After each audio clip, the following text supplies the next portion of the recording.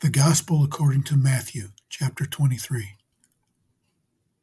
Then Jesus said to the crowds and to his disciples, "The scribes and the Pharisees sit on Moses' seat, so do and observe whatever they tell you, but not the works they do, for they preach, but do not practice. They tie up heavy burdens, hard to bear, and lay them on people's shoulders, but they themselves are not willing to move them with their finger.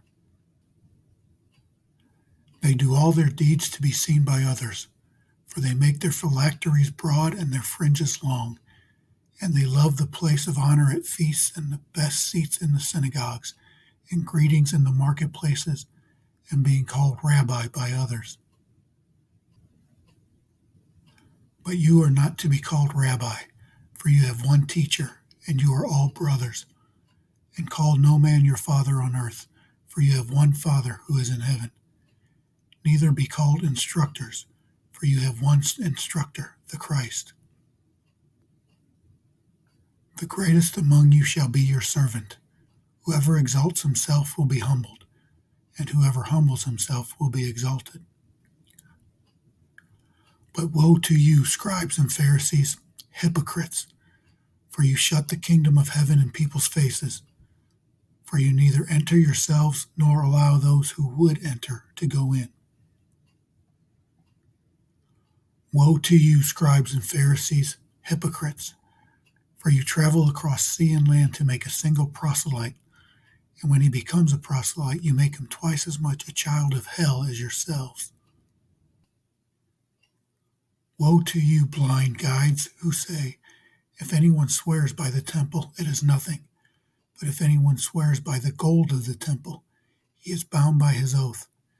You blind fools, for which is greater, the gold or the temple that has made the gold sacred? And you say, if anyone swears by the altar, it is nothing, but if anyone swears by the gift that is on the altar, he is bound by his oath. You blind men, for which is greater, the gift or the altar that makes the gift sacred? So whoever swears by the altar swears by it and by everything on it, and whoever swears by the temple swears by it and by him who dwells in it. And whoever swears by heaven swears by the throne of God and by him who sits upon it. Woe to you, scribes and Pharisees, hypocrites, for you tithe mint and dill and cumin, and have neglected the weightier matters of the law, justice and mercy and faithfulness. These you ought to have done, without neglecting the others. You blind guides, straining out a gnat and swallowing a camel. Woe to you, scribes and Pharisees, hypocrites, for you clean the outside of the cup and the plate, but inside they are full of greed and self-indulgence. You blind Pharisee, first clean the inside of the cup and the plate, that the outside also may be clean. Woe to you, scribes and Pharisees, hypocrites, for you are like whitewashed tombs, which outwardly appear beautiful, but within are full of dead people's bones and all uncleanness. So you also outwardly appear righteous to others, but within you are full of hypocrisy and lawlessness.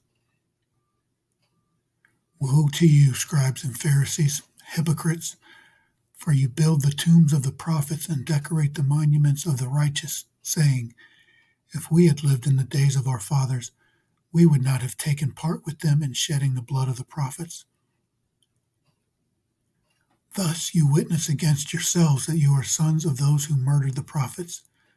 Fill up, then, the measure of your fathers. You serpents, you brood of vipers, how are you to escape being sentenced to hell?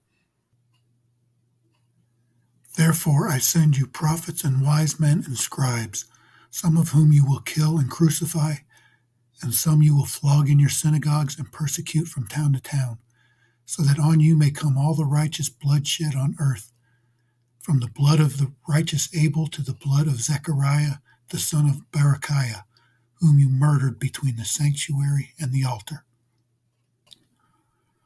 O Jerusalem, Jerusalem, the city that kills the prophets and stones those who are sent to it. How often would I have gathered your children together, as a hen gathers her brood under her wings, and you were not willing.